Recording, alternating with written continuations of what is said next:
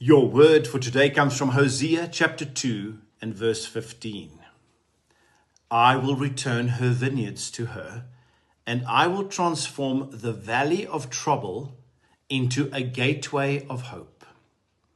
You see, restoration and blessing are all part of God's plan for your life. And in God's grace and kindness, He forgives and He restores His people. And He can take a place of despair and turn it into one of new beginnings. And He will give you a new beginning, and your hope will be restored. Let's pray. Lord, I ask that you would step into my life and into my situation and transform my valley of trouble into a door of hope.